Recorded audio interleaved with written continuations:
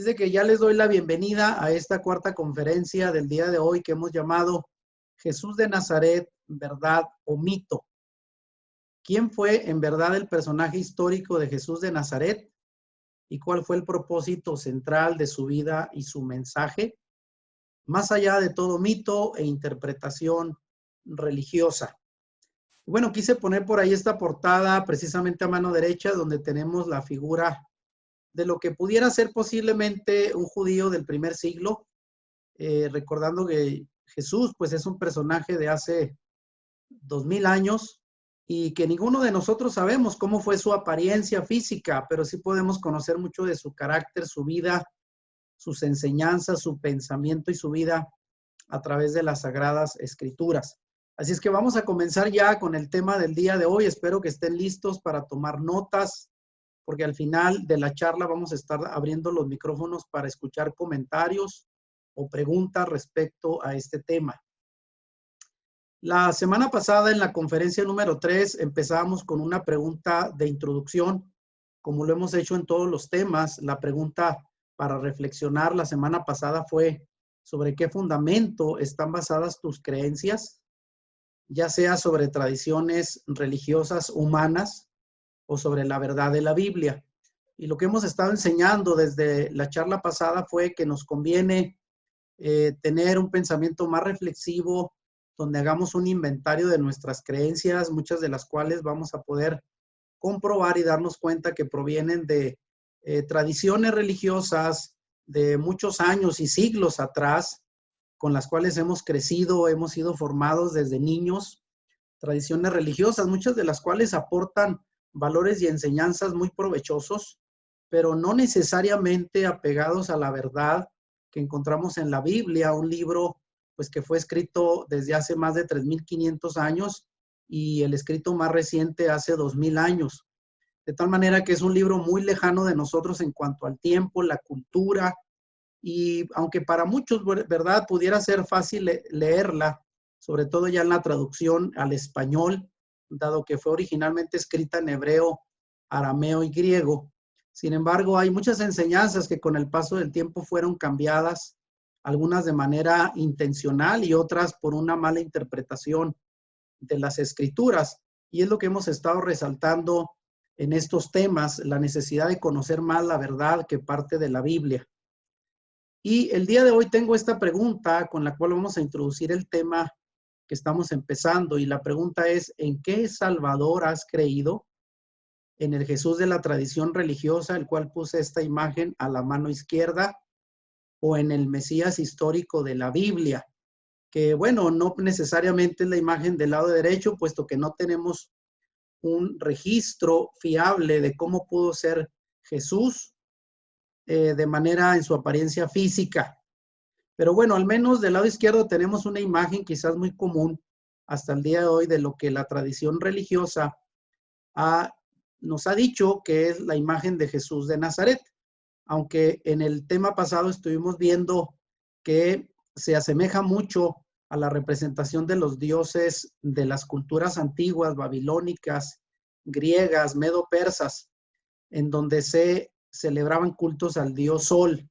Y ahí lo podemos ver, ¿verdad? Al final, detrás del rostro de Jesús, aparece un círculo que más que una aureola que implique santidad, pues es un reflejo del sol, a quien se adoraban en la antigüedad.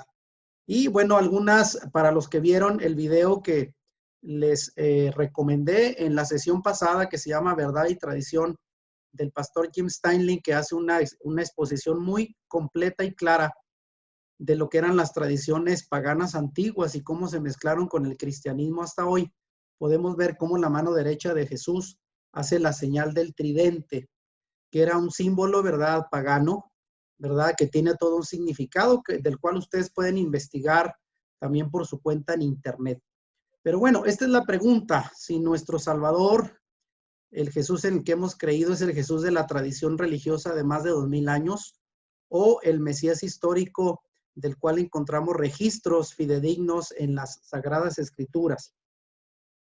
Ahora quiero también preguntar a cada uno de ustedes, y quizás esto les va a recordar su etapa de niño, de formación, Y la pregunta es, ¿con qué imagen de Jesús creciste o fuiste enseñado en tu casa? Aquellos que tuvimos la oportunidad de crecer en un hogar con bases cristianas, ya sea católicas, evangélicas, pues sabemos que tenemos un concepto de Jesús, y en la tradición religiosa hay muchas imágenes que lo representan, desde lo que es el niño en el pesebre, de lo cual para estas fechas de Navidad se hacen incluso todavía la tradición de los nacimientos. Algunos recordarán tener en su casa esas representaciones de lo que fue el nacimiento de Jesús en el pesebre. Algunos más quizás crecieron con la imagen de la Virgen María y Jesús, como vemos enseguida, también muy característica de la tradición religiosa.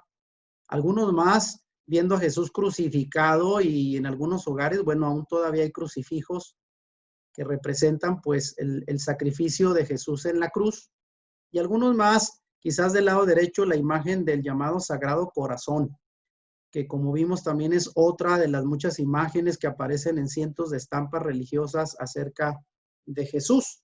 No sé si alguno de ustedes se identifica con una de estas imágenes o alguna otra en su infancia que fueron parte de las enseñanzas y tradiciones que nos inculcaron nuestros padres.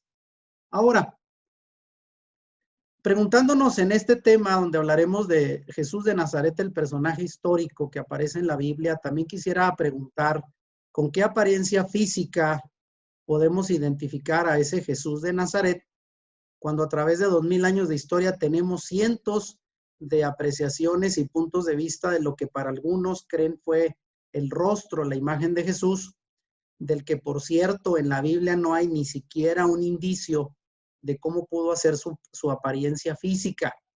Bíblicamente no hay manera de poder ni tan siquiera simular, representar o sugerir cuál pudo haber sido su rostro, su apariencia.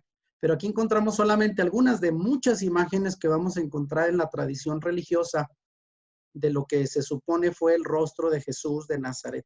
Lo tenemos en diferentes imágenes, incluso culturas. Algunos lo representan más moreno, ¿verdad? Con la tez un poquito más parecida a diferentes culturas, pero todas ellas no son sino representaciones religiosas del personaje histórico. Ahora, aquí llegó la pregunta, ¿estás ya preparado para conocer más de cerca al verdadero Jesús de la Biblia? Bueno, de eso va a tratar precisamente esta charla el día de hoy. Ahora, quiero empezar también señalando que tenemos hoy un grave problema de analfabetismo bíblico. Y bueno, quizás el término analfabeta pueda sonar un poco fuerte, pero sabemos que la definición es una persona que no es iletrada, no tiene la capacidad de leer o de entender básicamente lo que es la escritura. Y aquí cito a un investigador americano, Ed Stenser, quien ha hecho pues investigaciones acerca de la fe y la religiosidad en varios continentes, y hace algunos años él hizo una encuesta en Estados Unidos para ver qué tanto los americanos conocían la Biblia, y él declara lo siguiente como resultado de su investigación: durante los últimos 25 años, estudio tras estudio ha demostrado que los cristianos americanos dejan de leer sus Biblias cada vez más, no indagan en sus Biblias, no conocen sus Biblias. La verdad, dice él, es obvia. Vivimos en una cultura bíblicamente analfabeta. Y es que, para decir verdad, hoy en día muchas personas lo que conocen acerca de Dios, de la religión, de su fe, tiene que ver más con las tradiciones que han heredado de manera verbal, las enseñanzas de sus familiares, o lo que les ha llegado a través de personas cercanas, pero la mayoría o muchos, por desgracia, ni siquiera han tenido la oportunidad de leer la Biblia de manera completa. Y yo creo que la gran mayoría tenemos una Biblia, pero no necesariamente la hemos leído, la hemos conocido de primera mano. Y esto nos habla mucho de la ignorancia que puede haber en cuanto a los temas de bíblicos, pues hasta el día de hoy, no solo en la cultura americana, creo que también en nuestra cultura. Ahora, si alguien se pregunta si realmente hay analfabetismo bíblico, bueno, fíjense, hay un estudio reciente de Albert Mohler que reveló el triste estado del conocimiento de la Biblia en Estados Unidos, pero creo que también esta encuesta pudiera aplicar en nuestros países de América Latina. Él descubrió que el 82% de las personas que fueron encuestadas creen que el refrán a quien madruga Dios ayuda, es un texto bíblico. Como ya señalaban en la charla pasada, la frase que también es muy conocida, es una frase muy popular que dice, ayúdate que yo te ayudaré. Para muchas personas creen que se encuentra en la Biblia textualmente, pero no es más que un dicho popular, no un texto bíblico. El 50% de las personas encuestadas, menos del 50%, no pudo nombrar al menos los 4 evangelios que aparecen en la Biblia. La mayoría tampoco no pudo nombrar a más de 3 de los 12 discípulos, sus nombres. El 60% no pudo nombrar más de 5 de los 10 mandamientos. El 50% piensa que Sodoma y Gomorra son los nombres de una pareja y no 2 ciudades bíblicas, como realmente es el nombre de esas 2 ciudades. Y el tiro de gracia en esa encuesta fue que el 12% creían que Juana de Arco fue la esposa de Noé, el que construyó el arca. Bueno, aunque algunos de ustedes dirán, bueno, son preguntas muy simples, pero aún hay personas que no conocen la base de las historias y los relatos bíblicos hasta el día de hoy, lo cual nos hace pensar que efectivamente hay mucho analfabetismo y desconocimiento de la Biblia en nuestro tiempo. Ahora, esto nos lleva a pensar que obviamente gran parte de lo que conocemos el día de hoy son más que tradiciones en lugar del texto y el relato bíblico, el cual incluso personas que tienen un trasfondo cristiano, que han ido a la iglesia, desconocen mucho de las Sagradas Escrituras. Ahora, quiero hacer aquí una aclaración, como lo he venido haciendo en cada charla, para que no malinterpreten la intención y el propósito de estas conferencias. Mi propósito a través de este tema no es desalentar la fe en la persona de Jesús como el Hijo de Dios. Recuerden que yo también soy creyente, sino al contrario, mi intención a través de estas charlas es afirmar la fe en el genuino Jesús histórico y desmitificar, y ahí subrayo, desmitificar al personaje creado por la religión y la tradición a lo largo de 2000 años. Así es de que el día de hoy queremos reforzar más la fe en el verdadero Jesús histórico que vivió en el primer siglo y cuya obra y principales mensajes están registrados en la Biblia, y más bien desmitificar, porque para algunos el personaje sigue siendo un mito, desmitificar al personaje que fue creado a lo largo de 2000 años como producto de una larga tradición religiosa. La pregunta es, ¿cómo ver a Jesús hoy? Quizás hoy te vas a sorprender al descubrir que el Jesús del que por mucho tiempo se nos enseñó en el hogar, en la iglesia y en la misma cultura occidental no es el mismo personaje histórico que vivió hace 2000 años, sino que es un personaje cambiado, y ahí subrayo, por la tradición religiosa y las erróneas interpretaciones humanas.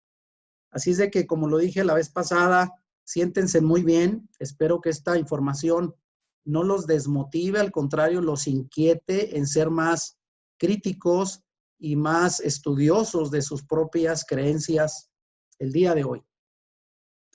Ahora, la pregunta es, ¿fuimos acaso engañados?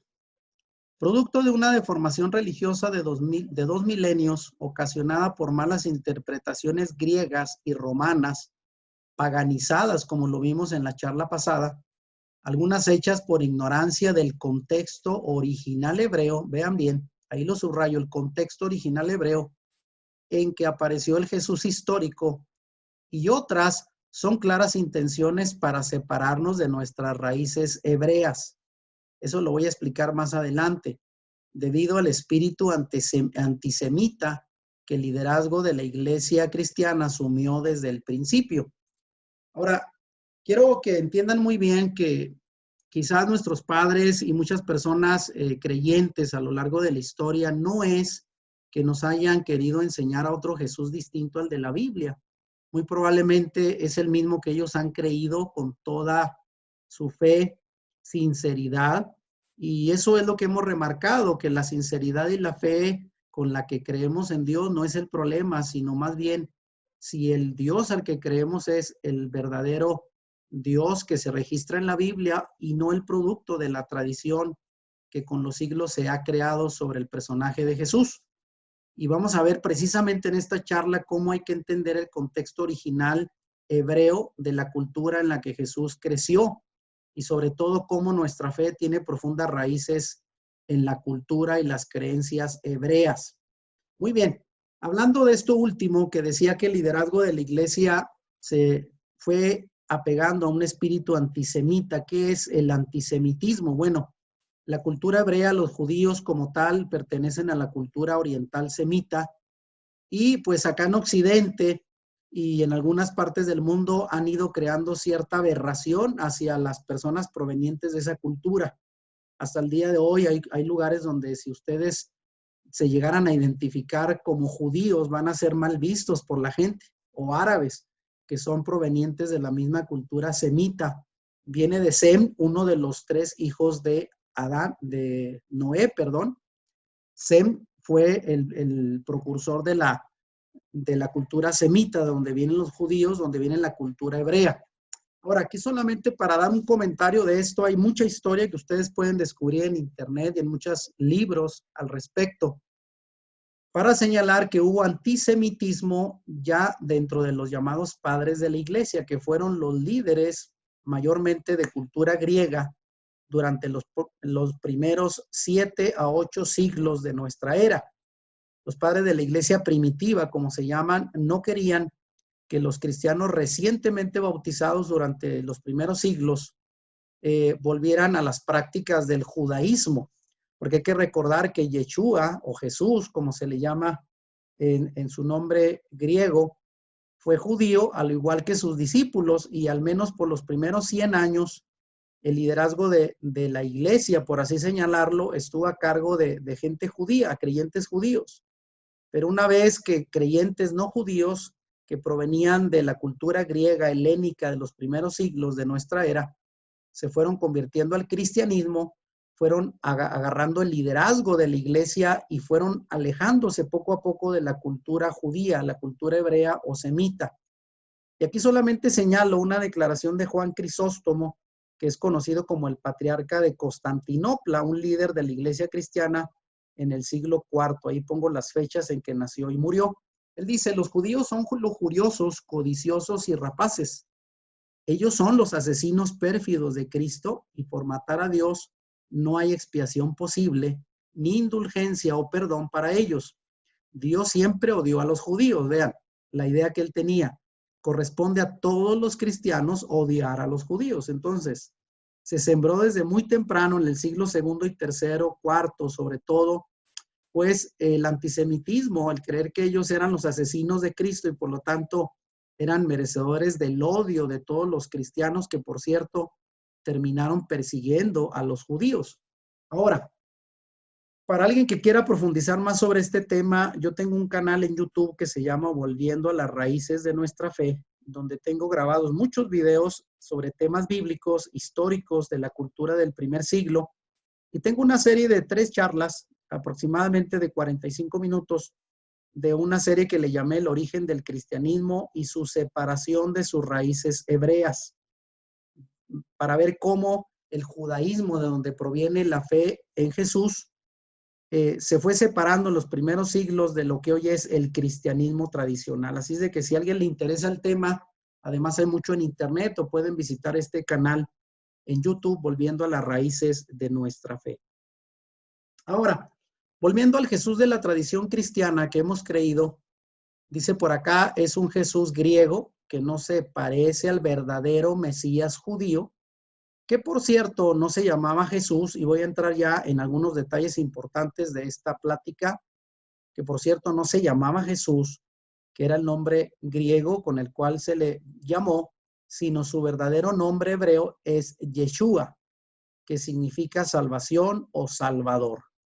Y aquí cito Mateo 1:21 en la Biblia, que dice, ella dará a luz un hijo y lo llamarás Yeshua, que significa salvación, porque Yoshía, él salvará a su pueblo de sus pecados. Quiero señalar que aunque muchos hemos creído que el Nuevo Testamento, los 4 evangelios que describen el nacimiento y obra de Jesús, fueron escritos en griego, que era el lenguaje común del primer siglo, como sería hoy el inglés, un lenguaje universal. Sin embargo, ya se ha podido comprobar que algunos de esos evangelios fueron escritos originalmente en el idioma hebreo.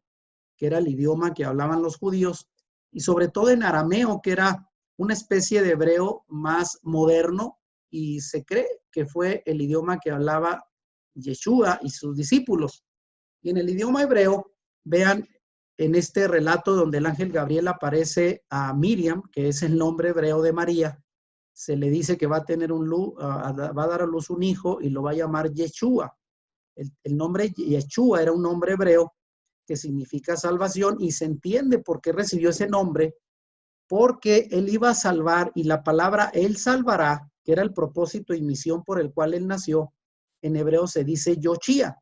Entonces vean la similitud en el lenguaje hebreo. Es el único idioma en el cual coincide la palabra salvación, que significa Yeshua, con la obra que él iba a hacer, que es él salvará al mundo, al pueblo de sus pecados, que se escribe con la palabra Yoshia. Entonces Yeshua, Yoshia son palabras muy cercanas, muy parecidas, y solamente en el idioma hebreo las vamos a encontrar.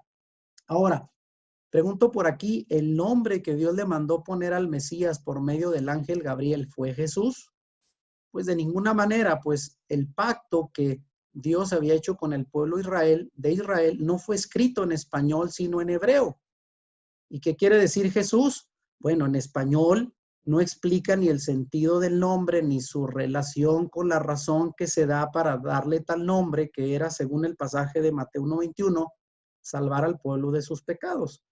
De tal manera que ningún otro idioma, ni en español, ni en latín, ni en griego, ni en inglés, ni ningún idioma actual, vamos a poder entender el significado original del término Salvador, más que en el idioma hebreo, y el nombre de nuestro Salvador es Yeshua. Ahora, no se sorprendan con esto. Esto es parte de lo que con el tiempo hay que ir entendiendo para pegarnos mucho más al sentido original de las escrituras. Ahora, vean, hasta aquí creo que ya podemos darnos una idea hacia dónde vamos a enfocar esta charla. Y ahí tenemos una persona muy pensativa, que quizás sea alguno de los que estén escuchando la charla, si se sientan y dirán, bueno, el Jesús en el que creí será este del lado derecho, que es el Jesús de la tradición griega y romana, que ese es más o menos el rostro con el cual se ha presentado. Y en la parte de abajo aparece en griego el nombre Jesús, que en griego significa Jesús, y del lado izquierdo está el Yeshua judío, el Yaudí, que ese es el nombre judío en hebreo, y en la parte de abajo aparece precisamente el nombre, las 5 letras en hebreo que se traducen como Yahshua o Yeshua. Entonces, ¿en cuál de los dos salvadores hemos creído? Ustedes se van a dar cuenta que para algunos pudieran parecer lo mismo. Hay gente que dice, bueno, si le llamas Yeshua o Jesús, es el mismo. Pero nos vamos a dar cuenta que no solamente han cambiado el nombre, sino también mucho del concepto que hay detrás de la persona llamada Jesús de Nazaret. Ahora le entendemos que es Yeshua. Ahora, quiero explicar un poquito más, aunque para todo esto hay, cada una de estas láminas pudiera ser una enseñanza mucho más prolongada, y muchos de estos temas los tengo en mi canal. Yeshua, que ahí aparece su nombre en hebreo, es la forma corta del nombre Yehoshua, que significa Jehová salva, y que se traduce también en nuestras Biblias con el nombre de Josué. Yehoshua en hebreo se traduce Josué, siendo Yeshua la forma corta de ese nombre, y su significado es Dios salva.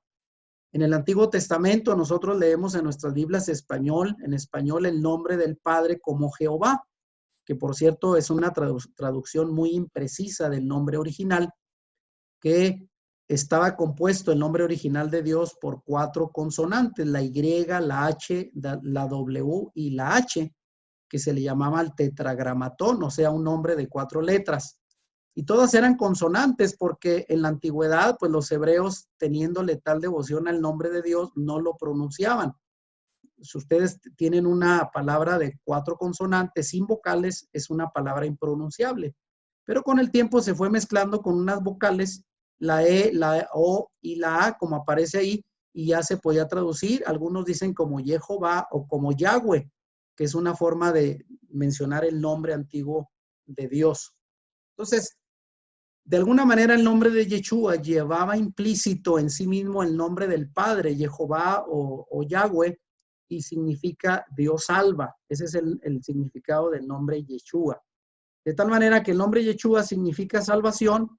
El nombre de Jesús, pues, es solo una transliteración del nombre original hebreo y que fue un proceso que se terminó hasta el siglo XVII. Quiero que vean en la parte de abajo cómo del lado izquierdo aparece el nombre Yeshua, que fue el nombre en hebreo. Después fue traducido al griego y se tradujo como Jesús. Obviamente no hay una traducción exacta de los nombres, o sea, un nombre solamente se translitera, se buscan las letras más parecidas a las originales, pero se pierde el significado, puesto que no hay una equivalencia en otro idioma exacto para el nombre de Yeshua. Entonces pasó a ser Jesús en griego, con el tiempo se convirtió en latín en Jesús, porque incluso quiero decir que la letra J no existía hasta el siglo XVI y en español, en el siglo XVI-XVII, ya esa primera letra que se traducía como una Y, Jesús, se convirtió en el Jesús que hoy conocemos. Así es que fue un hombre que tardó 16 siglos en irse transformando hasta lo que es el nombre que conocemos hoy comúnmente como Jesús. De esto hay mucha información que pueden encontrar. El nombre en la cultura semita, quiero aquí compartir, no es una etiqueta como en nuestra cultura, que se da según la sonoridad, la moda o el gusto de los padres. El nombre en la cultura semita siempre expresa o determina una característica de la persona o expresa su futuro o su destino o su tarea en la vida. Se puede decir que el nombre es como un tipo de profecía y en el caso de Yeshua significa salvación. Y ahí encontramos su nombre en la parte de abajo en hebreo. Así es de que en la cultura semita los nombres no se escogían solo por el gusto de los padres porque era el nombre de moda, sino siempre reflejaban una cualidad de la persona que lo poseía, de tal manera que no eran casuales los nombres, cómo se escogían, y en el caso de Yeshua no fue la excepción.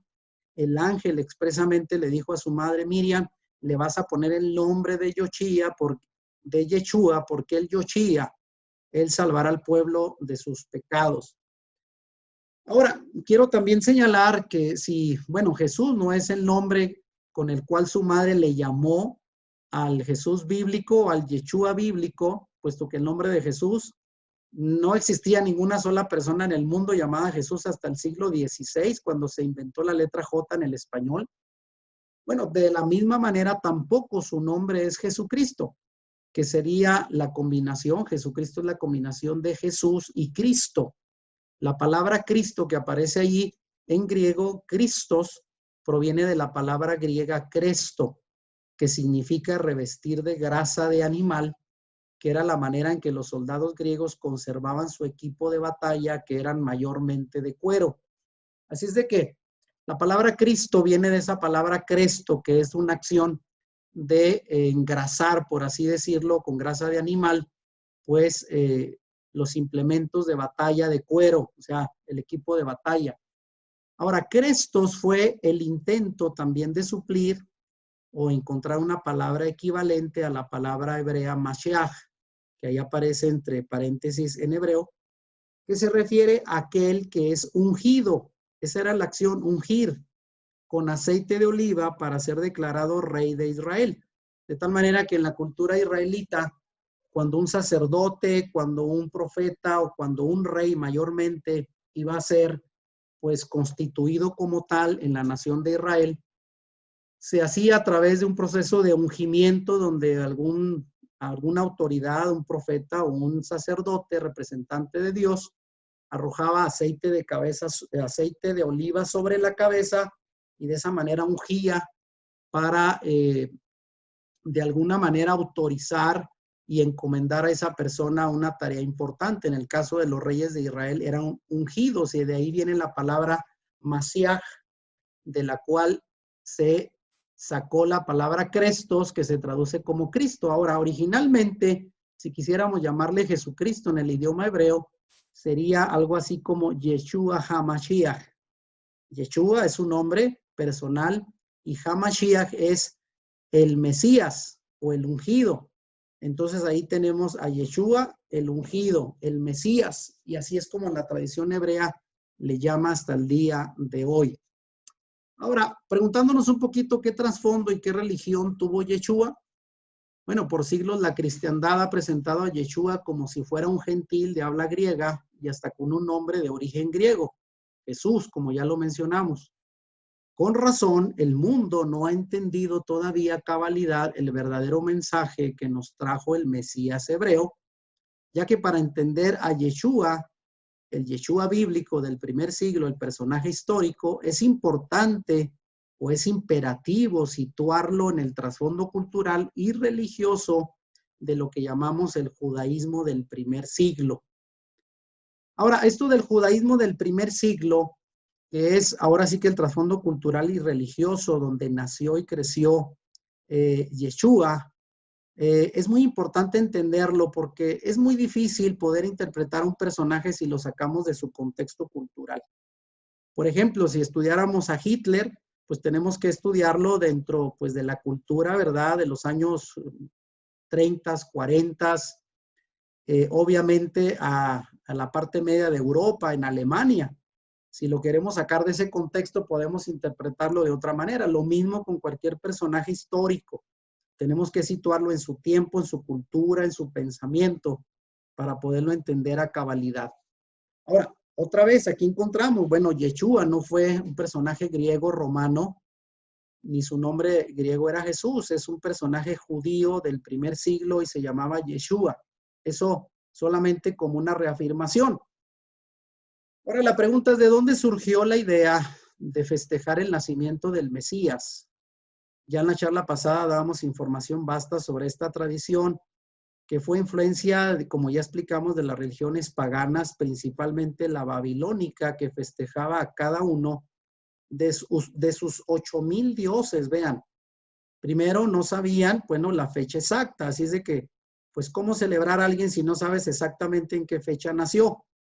Y la pregunta es, ¿sería correcto hacer una celebración de a Yeshua, de su cumpleaños, a la manera que hacían los paganos a sus dioses, inclusive en la misma fecha de las festividades de sus ídolos?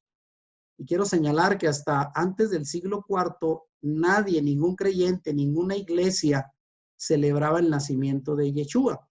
De tal manera que fue una tradición posterior en el siglo V en adelante, donde se empezó a celebrar su nacimiento. Ahora, ¿por qué se eligió el 25 de diciembre para festejar su nacimiento? Bueno, evidentemente no fue por un error de cálculo, sino más bien un plan bien determinado para mezclarse con el paganismo. Hay que recordar que Constantino fue el primer emperador que comenzó con la idea de introducir el paganismo al cristianismo durante el siglo IV. Constantino fue el supuesto primer emperador romano en hacerse cristiano, pero cuando él llegó, pues, a liderar el imperio romano, se dio cuenta que toda la población que él gobernaba estaba dividida entre cristianos que creían en el Dios hebreo y pues la parte de las personas paganas que creían en muchos otros dioses, y él vio una oportunidad, como todo buen político, de unificar a todo el pueblo en una misma religión, de tal manera que fue introduciendo prácticas e ideas y creencias del paganismo que ellos ya practicaban al cristianismo que provenía de la cultura hebrea. Por ejemplo, los romanos participaban de lo que se llama la Saturnalia en honor al dios solar Saturno, y todas esas festividades se hacían el 25 de diciembre. Como ya lo señalamos en la charla pasada, bueno, puse esta imagen donde decía, bueno, de una forma un poco sarcástica quizás, feliz Navidad a todos los dioses nacidos el 25 de diciembre. Y ahí encontramos de izquierda a derecha a Hermes de Grecia, Dionisio de Grecia, a Buda, pues el dios de los chinos, Zaratustra, el dios persa, a Krishna de la India. Luego del lado de Jesús aparece Horus, el dios egipcio, Mitra, el dios persa, Heracles, el dios griego, Tamuz y el dios babilónico, quizás el más antiguo, y Adonis, el dios fenicio, y en medio, compartiendo con todos los demás la celebración de su nacimiento, supuestamente a Jesús, el dios hebreo. Así de que, bueno, eso es parte del por qué en el estudio de las religiones comparadas se puede ver que hay mucha similitud entre el cristianismo y otros cultos de origen pagano de la antigüedad. Ahora, advertencia. Bueno, hay que ver que la Biblia, bueno, advierte en contra de la idolatría. Dios desaprueba que le rindamos culto a Él de la misma forma en que los paganos rendían culto a sus dioses antiguos. De tal manera que no nos conviene ni preguntar siquiera acerca de la manera en que los paganos rinden honores a sus dioses y menos aún aplicar estas celebraciones a Yeshua. Esto es una blasfemia y ponerlo a la altura de los falsos dioses antiguos es una abominación. Si nosotros queremos saber qué es una abominación, para Dios es algo que le da asco y le repugna al grado de casi causarle vómito. Ese es algo detestable.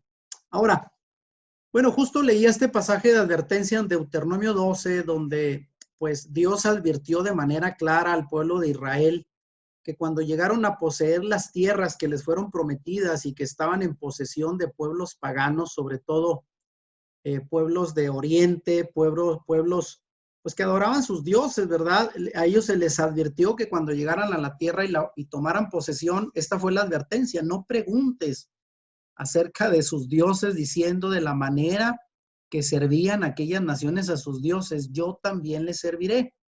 No harás así a Yahweh tu Dios, porque toda cosa abominable que Yahweh aborrece hicieron ellos a sus dioses, pues aún a sus hijos quemaban en el fuego sus dioses.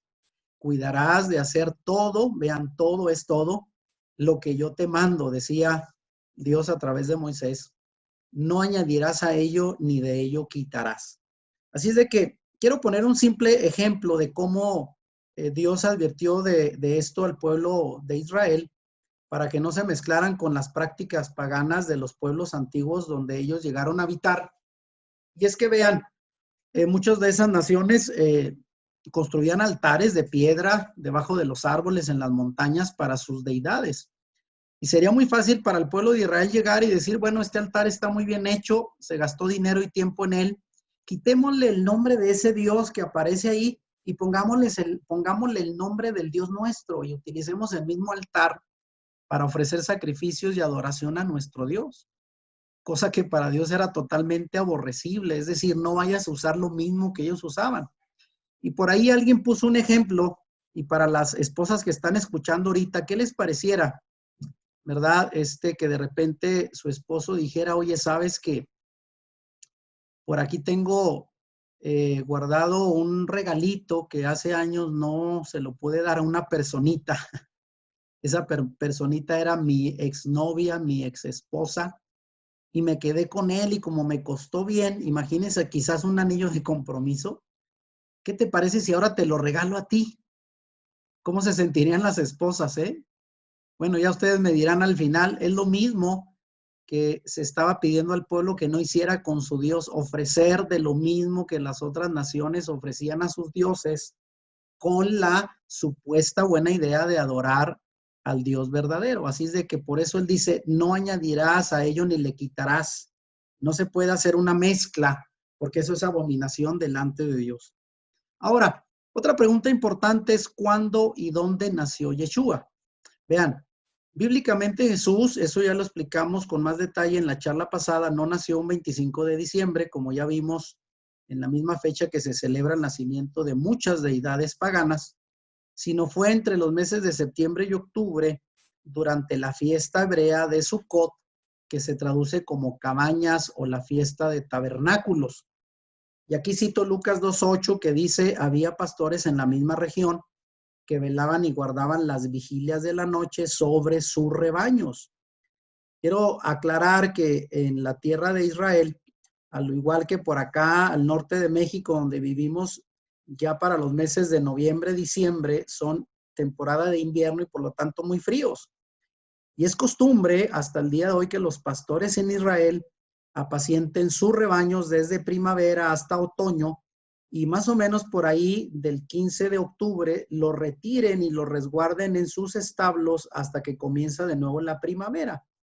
Entonces a esos pastores a los que les fue anunciado por los ángeles el nacimiento del Salvador y que tenían apacentando sus rebaños en el campo, pues todavía era en una fecha entre septiembre y octubre. Así es de que solo este dato que tiene que ver con el clima y la costumbre de apacentar los rebaños en Israel nos da una pista de que no fue definitivamente en diciembre.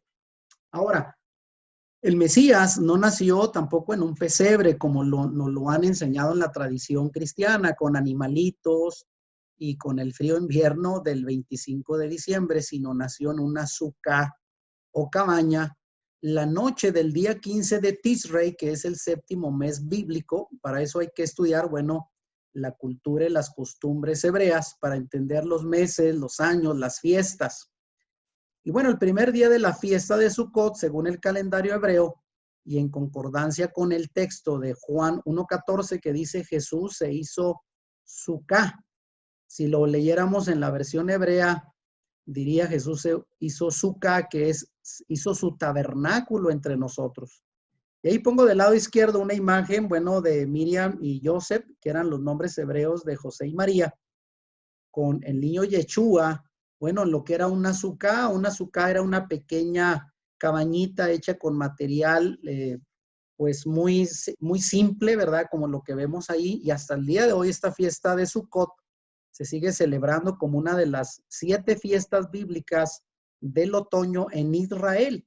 Así es de que, bueno, ¿y por qué nació en Sukkot? ¿Y qué significa esta fiesta? Para los que no estamos, bueno, familiarizados con las fiestas hebreas, debo señalar que la palabra hebrea Sukkah es la palabra en singular de otra que es Sukkot en plural y que fue traducida al griego como eskenos, que significa tabernáculo o refugio temporal.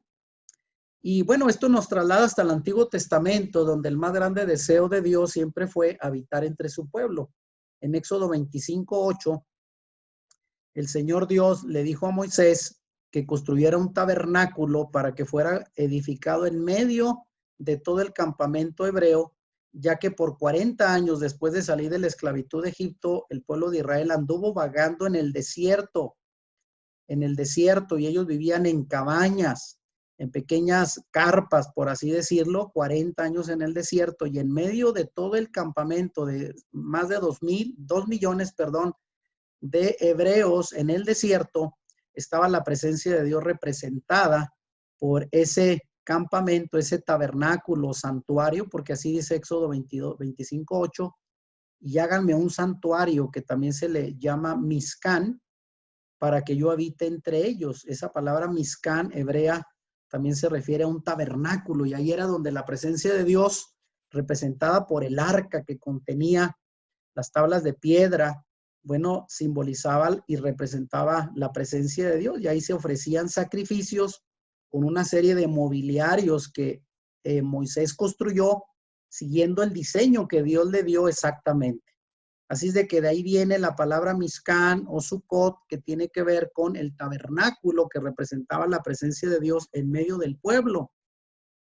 Ahora, de ahí mismo viene la fiesta de Sukkot, en la cual pues se representaba la realidad de ese deseo de Dios de habitar en medio del pueblo.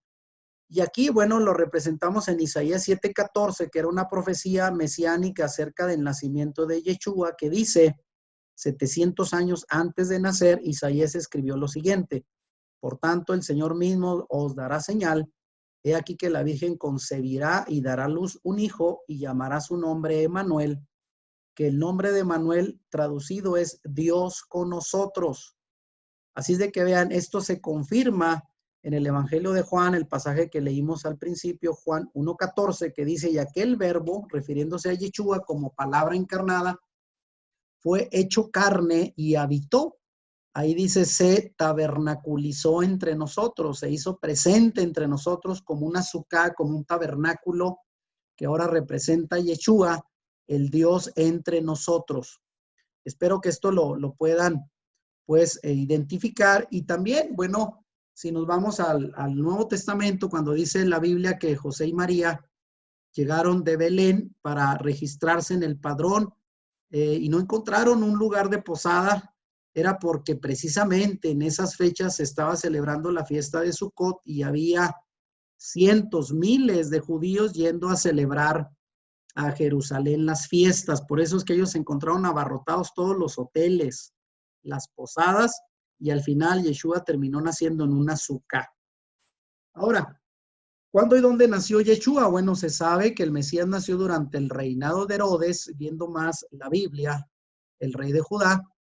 Y cuando Yeshua nació en Beit-Lehem, que es el nombre hebreo que se traduce como Belén, Belén de Judá, en días del rey Herodes. Esto dice Mateo 2:1.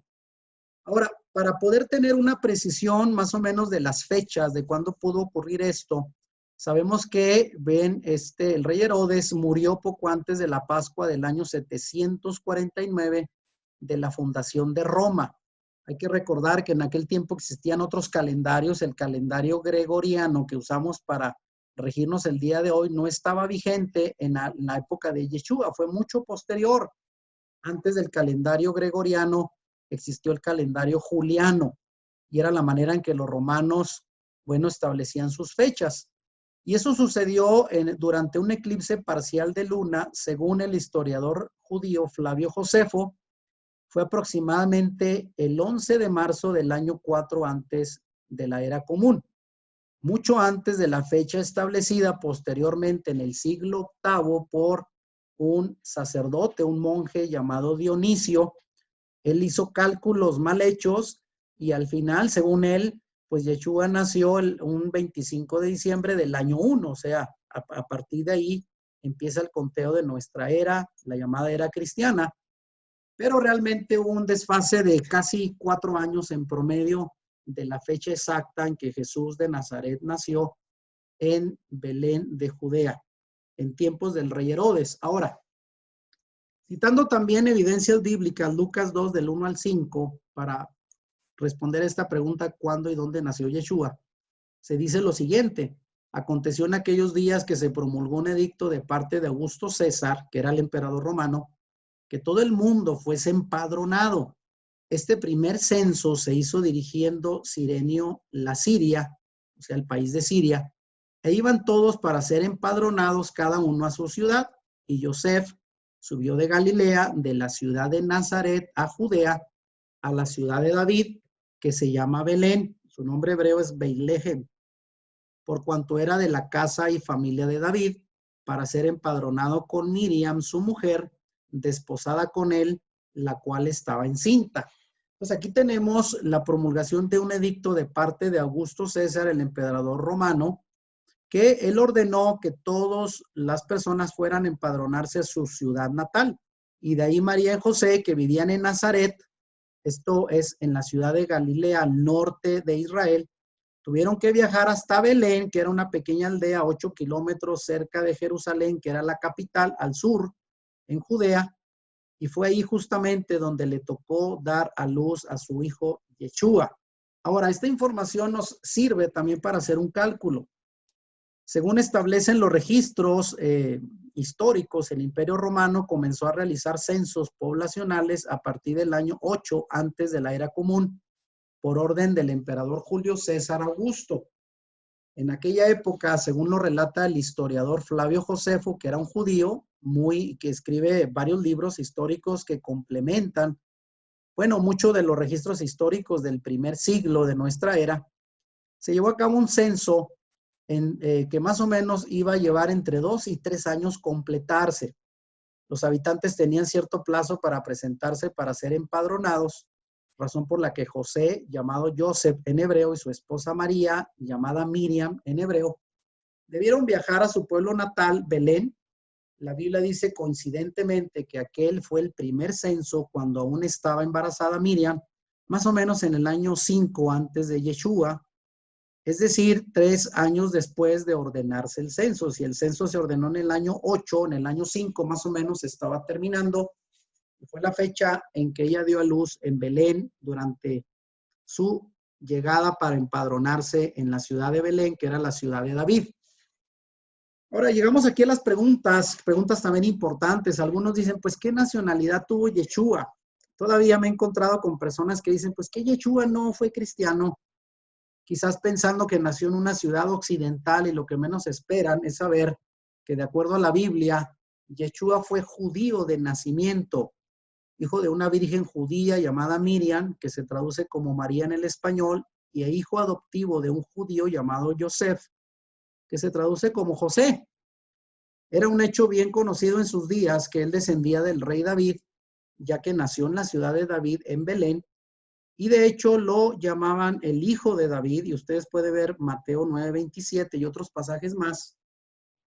¿Y por qué hijo de David? Bueno, porque él era el Mesías enviado y anunciado por los profetas de la antigüedad, y una de las profecías es que el Mesías debería de venir de la dinastía del rey David, el más grande rey de Israel, a quien Dios le hizo un pacto y le ofreció que de su descendencia iba a reinar un hijo de él, que sería un gobernante justo y que reinaría por toda la eternidad.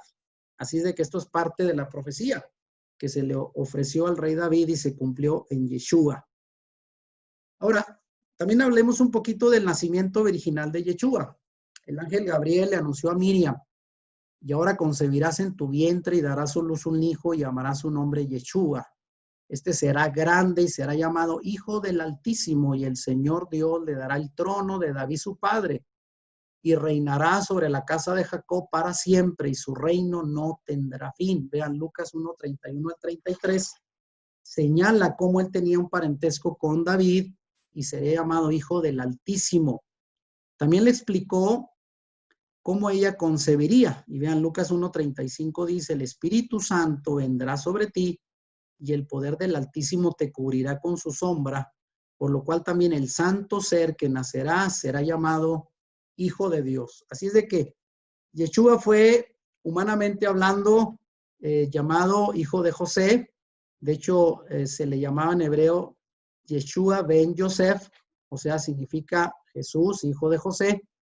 Pero también fue Yeshua ben David, o sea, Jesús, hijo de David, por su descendencia y heredero al trono del rey David.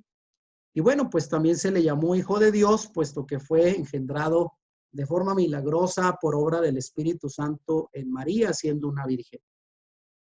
Ahora, de este mismo tema, el nacimiento virginal, la Biblia apoya pues la concepción divina de Yeshua, por lo que se cree que fue concebido por obra del Espíritu Santo, es decir, sin la intervención por parte de Joseph.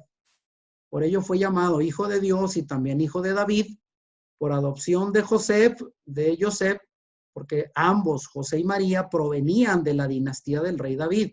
Por lo tanto, él fue heredero del trono de David, su padre.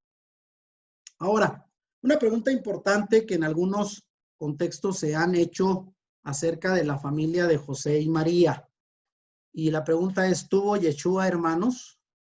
De acuerdo a la Biblia, sabemos que luego del nacimiento de Yeshua, Miriam y Joseph tuvieron una relación marital normal como marido y mujer. Mateo 1:25 en una versión dice: pero no tuvo relaciones sexuales con ella, refiriéndose a Joseph, su esposo, hasta que nació su hijo primogénito, y Joseph le puso por nombre Yeshua. Entonces, en otra versión, la Reina Valera dice que Joseph no conoció a Miriam, o sea, a María, hasta que nació Jesús. Y eso de conocer no se refiere a que se la presentaron. Conocer es un sinónimo de tener relaciones íntimas. Así es de que, pues después del nacimiento, ellos vivieron una vida marital normal, según la Biblia. Ahora, la pregunta también: ¿Miriam fue siempre virgen? Bueno, en el pasaje que acabamos de leer, Mateo 1:21, dice que al decir primogénito, significa que Yeshua fue el primero nacido de la pareja, pero no el único hijo. Al decirle el ángel a Joseph: no temas en recibir a Miriam, tu mujer, en Mateo 1:20, estaba claramente indicándole que Miriam debía ser su mujer, es decir, su esposa, lo que concretó luego del nacimiento del Mesías. Así es de que ellos llevaron una vida marital normal, teniendo relaciones como esposos después del nacimiento virginal de Yeshua. Ahora, otra pregunta importante: ¿tuvo Yeshua hermanos? Bueno, no hay evidencia de que los hermanos de Yeshua mencionados en la Biblia fueran primos, medios hermanos o hermanos en la fe, como algunos han malinterpretado, sino que eran sus hermanos de sangre. Sabemos que en la tradición cristiana hay quien piensa que María siguió siendo virgen hasta su muerte después de nacer Yeshua, lo cual no es respaldado por la Escritura. Incluso Marcos 6:3 y Mateo 13:55 son dos versículos que dicen lo siguiente, como pregunta. ¿No es este el carpintero, hijo de María, hermano de Jacobo, de José, de Judas y de Simón? ¿No están también aquí con nosotros sus hermanas? Vean, al menos Yeshua tuvo a su hermano Jacobo, José, Judas y Simón, 4 hermanos varones, y cuando menos se menciona mínimo a 2 hermanas, de las cuales no se da su nombre.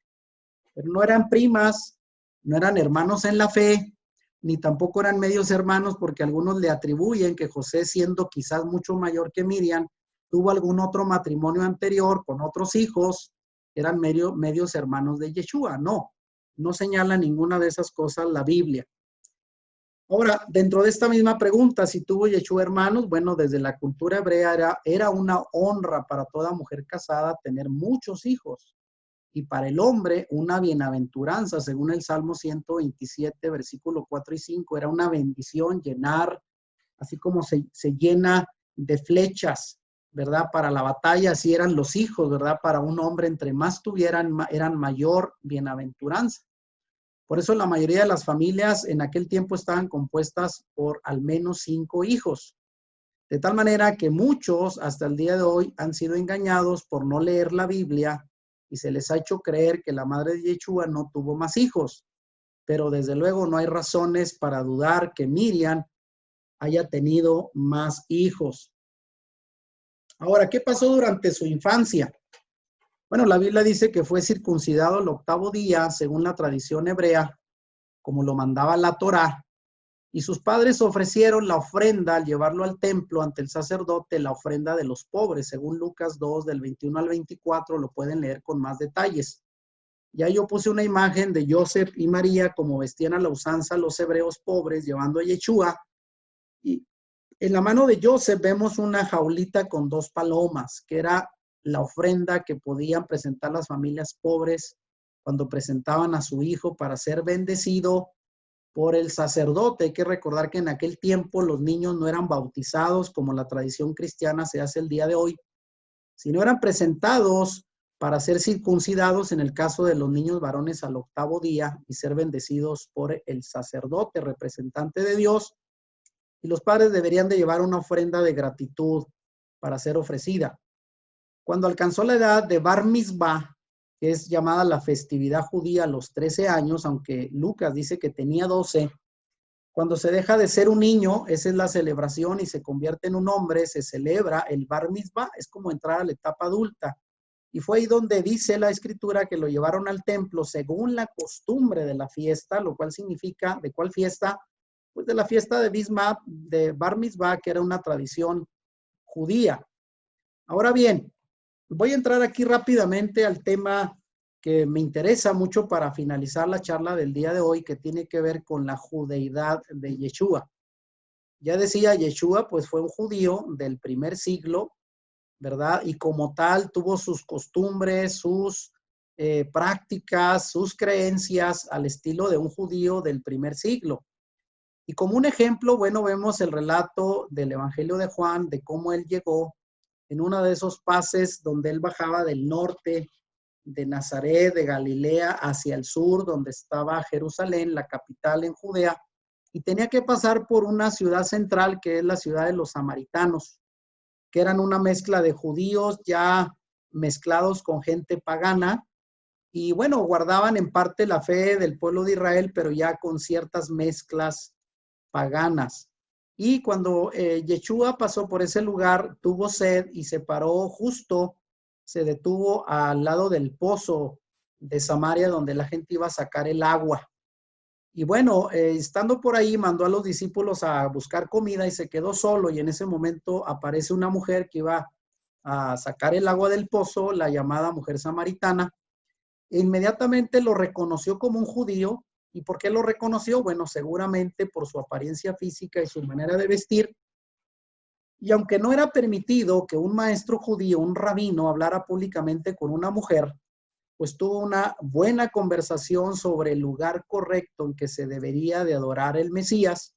Y al final la mujer le dice, bueno, ustedes los judíos dicen que se debe de adorar en Jerusalén y nosotros los samaritanos en este monte cercano, el monte Gerizim, porque desde tiempos antiguos ellos habían cambiado el lugar de adoración como parte de sus prácticas paganas. Y bueno, Yeshua trató de decirle que los judíos tenían la palabra y el lugar exacto de adoración en Jerusalén. Y la mujer dijo, bueno, cuando el Mesías aparezca, él nos dirá todo lo que tenemos que saber. Y por primera vez en el relato bíblico, Yeshua le dijo, yo soy el Mesías, el que habla contigo. Aquella mujer salió sorprendida, se olvidó del cántaro y del agua y salió a avisarle a toda la comunidad samaritana de que un hombre le había dicho todo acerca de su vida, porque al principio Yeshua le dijo, tienes 5 maridos y con el que ahora estás no es tu marido. Y aquella mujer se sorprendió, le dijo, tú eres profeta. Y él le dijo, yo soy el Mesías. Y todo el pueblo vino a ver a Yeshua. Ahora, Yeshua, vemos hasta ahora, fue para algunos un judío o un Jesús griego. Creo que ya lo tenemos muy claro. Y en esto quiero señalar que no debemos imaginar a nuestro Mesías como la cultura occidental lo pinta o lo describe, ya que esos son prototipos de hombres griegos o romanos, vestidos incluso con apariencia algo femenina y con soles sobre su cabeza, al igual que las religiones paganas pintan a sus dioses. Ahí podemos ver una imagen, ¿no?, de lo que es el Jesús occidental, griego o romano, y pues con un rostro que incluso en algunos momentos llega a parecer mucho a un rostro femenino, con una apariencia muy delicada, difícilmente de un rostro de un judío del primer siglo.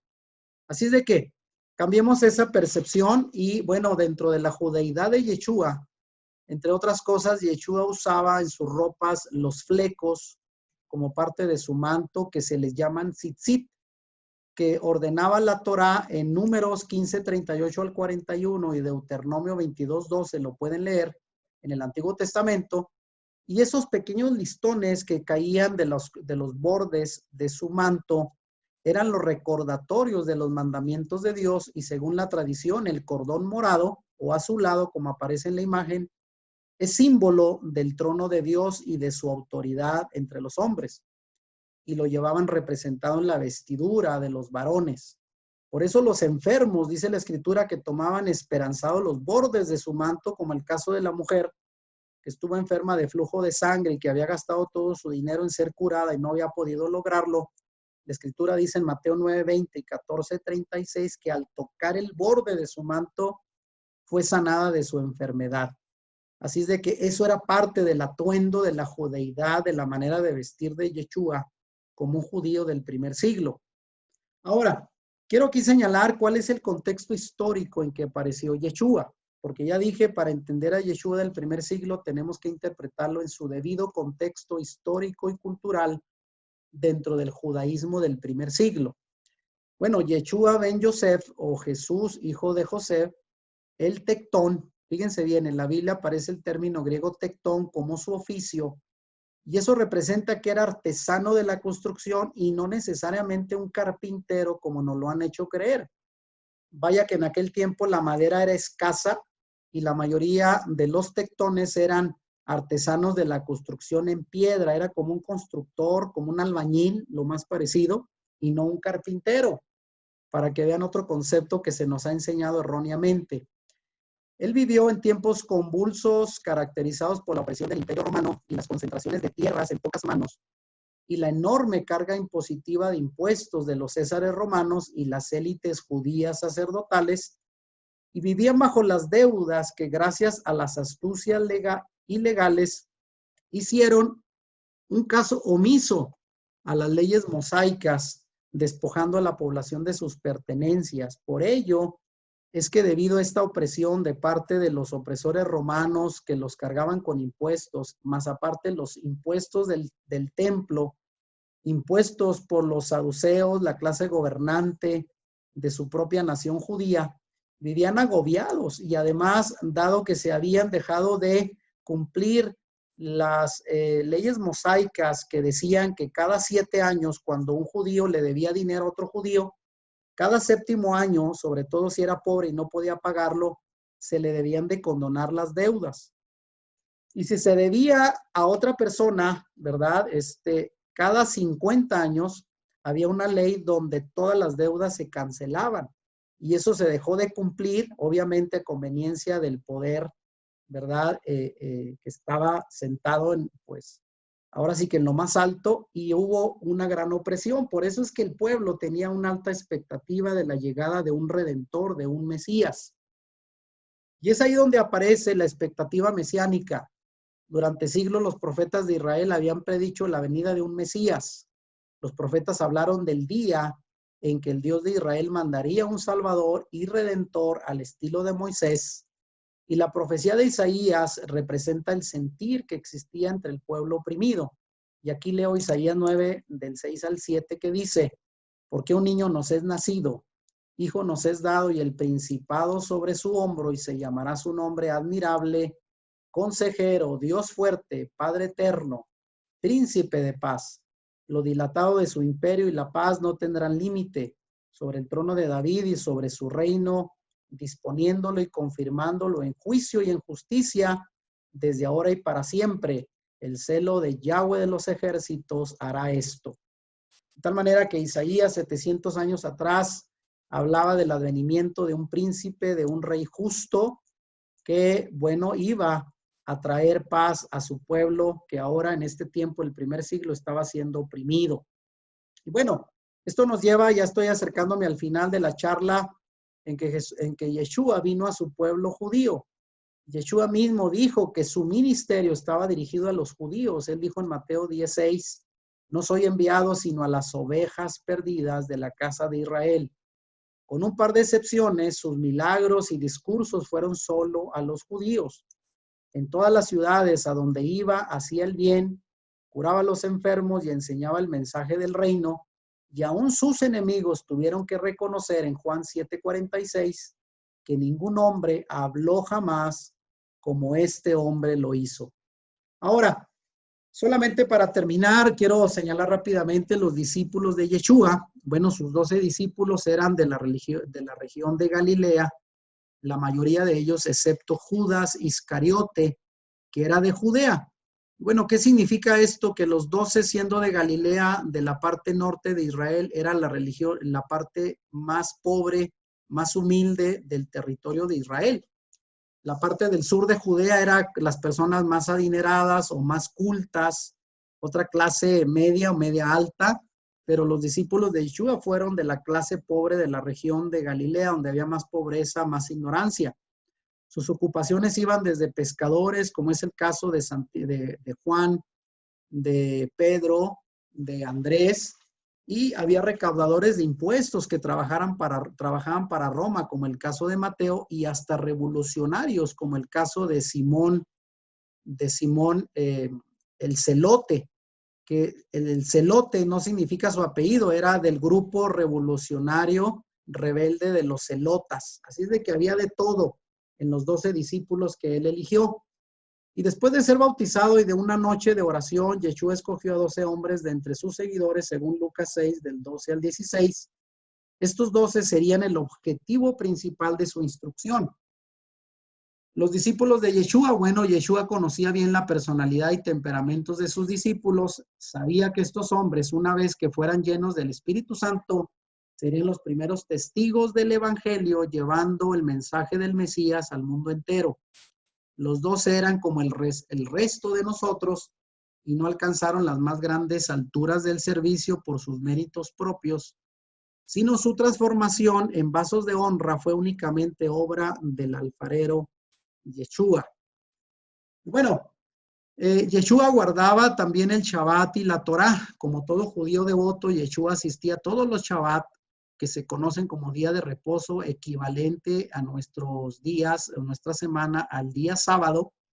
Él acudía a la sinagoga guardando el séptimo día y hasta le dieron parte en la lectura de la Torá en Lucas 4:16. Fundamentaba sus enseñanzas en los libros sagrados del judaísmo, como el Tanaj, que es el nombre hebreo que representa lo que para nosotros es el Antiguo Testamento y que es una combinación de lo que era la Torá y era los Nevi'im, que se le llamaban así a los profetas, y a los Ketubim, los escritos, y de esas tres palabras se formó la palabra Tanaj. y también era fiel en el cumplimiento de los mandamientos de la Torá. Ahora llega aquí el punto para terminar, pues, ¿qué significa la Torá? La palabra Torá viene del hebreo Torah, ahí está escrito en hebreo, y se compone de los primeros 5 libros en griego llamado Pentateuco, de las escrituras hebreas o el Tanaj, que conocemos nosotros como el Antiguo Testamento. Estos 5 libros se cree fueron escritos por Moisés. La Torá significa instrucción o enseñanza. Y para los judíos, la Torá compone su ley religiosa y en ella los judíos actuales encuentran los 613 mandamientos que deben cumplir.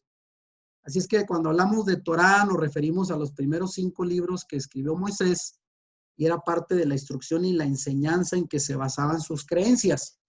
De tal manera que, bueno, Yeshua fue un auténtico judío. Joseph Klausner, conocido y escritor judío contemporáneo, dijo: es por lo tanto manifiesto que Yeshua fue un verdadero judío de familia judía, porque Galilea en su tiempo estaba poblada principalmente por judíos, aunque no puede haber mayor prueba de su judeidad que su carácter y modo de vida esencialmente judío. Así es de que esta es la opinión de un judío contemporáneo, donde podemos ver Yeshua fue un judío en todo el sentido de la palabra.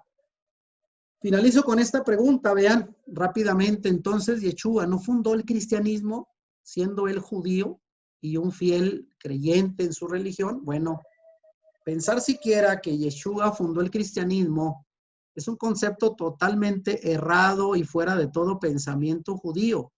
Además, un rabino que se postule para Mesías y funde una religión diferente a la que el Dios de Israel estableció en el monte Sinaí, queda automáticamente descalificado para ocupar el trono de David. Así es de que esta interrogante quizás sea un poco difícil de entender, porque llegamos a pensar que Yeshua pues quiso formar la religión cristiana y separarse de sus tradiciones y su religión judía, pero algo muy poco creíble conociendo el contexto de la vida de Yeshua en el primer siglo. Ahora esto nos lleva finalmente, y llega aquí a decir, es tiempo de replantear nuestra interpretación tradicional de Yeshua, siendo que muchos pensadores judíos están haciendo ahora una reevaluación de Yeshua y lo están viendo cada vez más como un hijo modelo de Israel. La pregunta es, ¿no deberíamos hacer lo mismo los creyentes gentiles? O sea, los creyentes en Yeshua que no provenimos de la línea judía, ¿no deberíamos también reevaluar nuestra interpretación de ese personaje en el que hemos creído? No basta con reconocer que el gran maestro era judío. Es importante reconocer también que él no vino con el propósito de fundar una religión nueva y diferente de la fe israelita que se basa en las sagradas escrituras hebreas. Es tiempo ya de que todos hagamos a un lado de una vez las ideas preconcebidas y las tradiciones religiosas que hemos heredado y reevaluemos a Yeshua como lo que fue el más grande exponente de la fe de Israel, la fe hebrea, que jamás haya existido, y como tal sigamos sus enseñanzas. Así es de que, ¿qué temas veremos en la segunda parte para la siguiente semana? Para que se vayan preparando, ya casi con esto terminamos. Bueno, preguntas como ¿en qué consistió el ministerio de Yeshua? ¿Cuánto duró? ¿Cuáles fueron sus enseñanzas? ¿Hacia quiénes fue dirigido su mensaje? ¿Por qué fue juzgado y condenado? Esta parte es muy interesante porque vamos a ver que el juicio de toda la historia humana se hizo a Yeshua y cómo fue realizado, ¿verdad? De una manera tan astuta. Va a ser muy interesante esta parte del juicio a Yeshua por parte de los gobernantes del templo en complot con los romanos. Y la pregunta es, ¿quiénes lo mataron y cómo murió? ¿Cuál fue el motivo real de su muerte y cómo fue su resurrección y su mensaje final al mundo? Así es de que estas son solamente algunas preguntas que responderemos en la segunda parte de esta charla que iniciamos el día de hoy. Bueno, aquí la pregunta es, hasta aquí, ¿qué te pareció la primera parte de este tema? ¿Qué fue lo nuevo que aprendiste y cómo te sientes con esta nueva información sobre el Yeshua bíblico, el Yeshua hebreo? que hemos presentado el día de hoy en contraparte al Jesús de la tradición cristiana que hemos heredado a través de 2000 años de creencias y prácticas religiosas, desde luego no fundamentadas en la verdad histórica y en el contexto cultural hebreo del primer siglo. Bueno, llegamos finalmente al tiempo para comentar. Me gustaría, de verdad, valoraría mucho que alguien nos dé su opinión. Queremos decir que no tienen que estar de acuerdo conmigo, desde luego. Esta es una exposición abierta con información bíblica que, repito, han sido años de investigación. He tratado de resumir estos temas, dan para muchas charlas, por eso les invitaba, si a alguien le interesa profundizar más en la Biblia, vayan a nuestro canal Volviendo a las Raíces de Nuestra Fe en YouTube, o luego se los puedo poner por ahí en el grupo de WhatsApp para los que les interesen. Bueno, pues aquí con esta imagen de fondo de lo que sería el Yeshua hebreo, que utilizaba un talit, que me faltó decir eso, era el manto de oración que se ponían. Y vean, por aquí en la imagen, Yeshua, cuyo nombre en hebreo aparece abajo, dice que fue circuncidado, como ya lo vimos al 8º día, usaba tzitzit,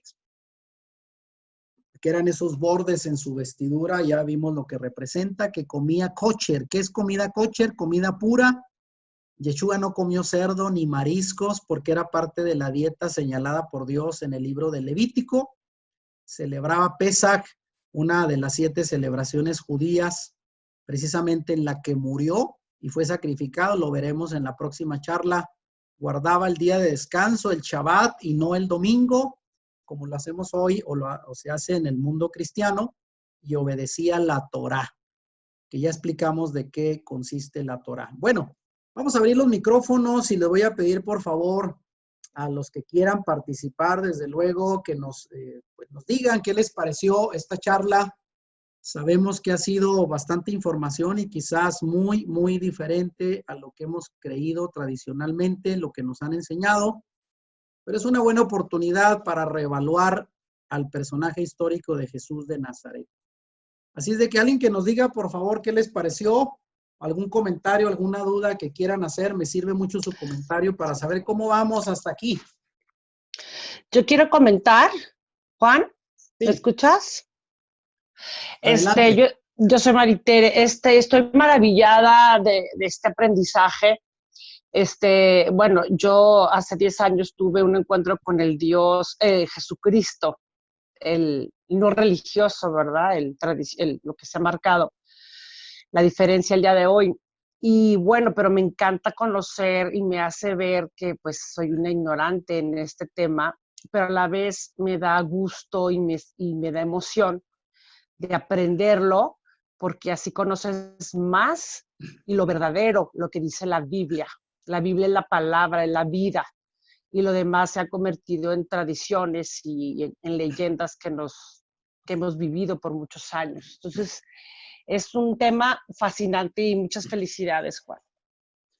Muchas gracias por el comentario, eso nos anima a seguir compartiendo. Recuerden que nuestro propósito, lo dije al inicio, no es desanimar a nadie, que ustedes van a salir diciendo de aquí, pues ahora en qué creo, o ya no voy a creer en Jesús, o me engañaron, o mucho menos que vayan a reclamar a sus padres, a su líder espiritual, quien quiera que sea, como diciendo, me engañaste. Bueno, decíamos que la mayoría venimos con una tradición de muchos años y enseñando lo que aprendimos, así es de que pues es un buen tiempo para reflexionar y reconsiderar nuestra fe a partir de la Biblia y de la historia que hemos compartido el día de hoy. Muchas gracias por el comentario. Sí, adiós. Muy bien, gracias. ¿Y alguien más que nos pueda compartir a ver qué le pareció? ¿Qué les pareció esta información y cómo creen que les puede servir para reafirmar más su fe en el Yeshua bíblico? Una pregunta. Adelante. Soy Francisco Alfonso de Chiapas. Francisco, sí. Entonces, quiere decir que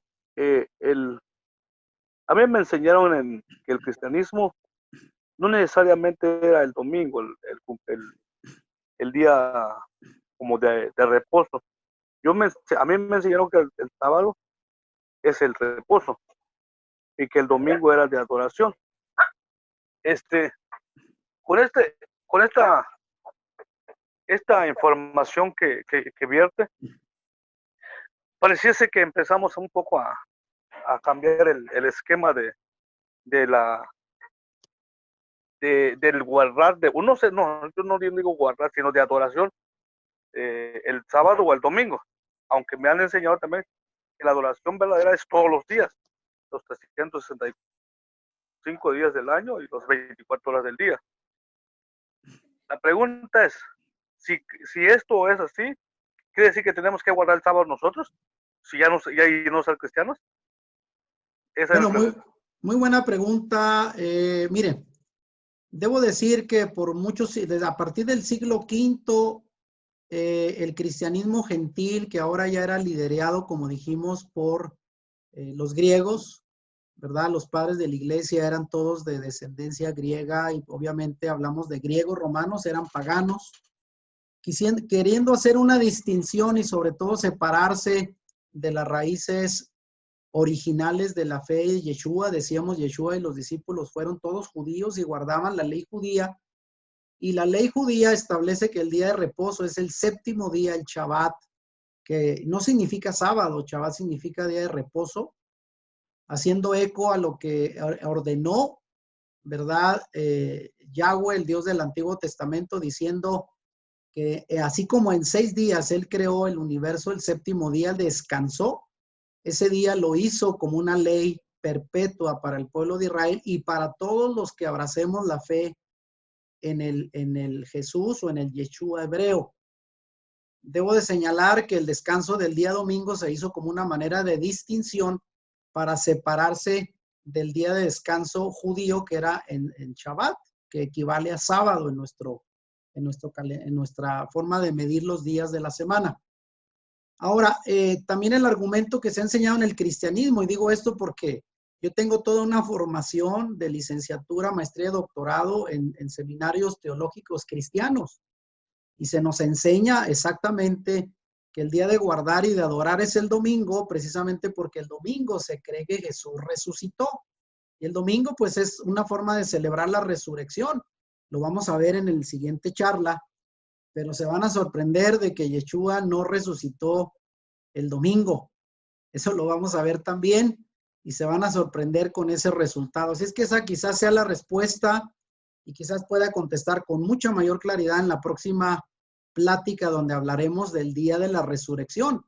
Porque solamente por decir rápidamente, el cristianismo ha dicho que Yeshua murió en Viernes Santo, ¿se recuerdan? Es lo que se celebra en la Pascua cristiana, que él murió al atardecer del viernes y fue sepultado y resucitó en la madrugada del domingo porque las mujeres fueron a visitar el sepulcro y ya no hallaron su cuerpo.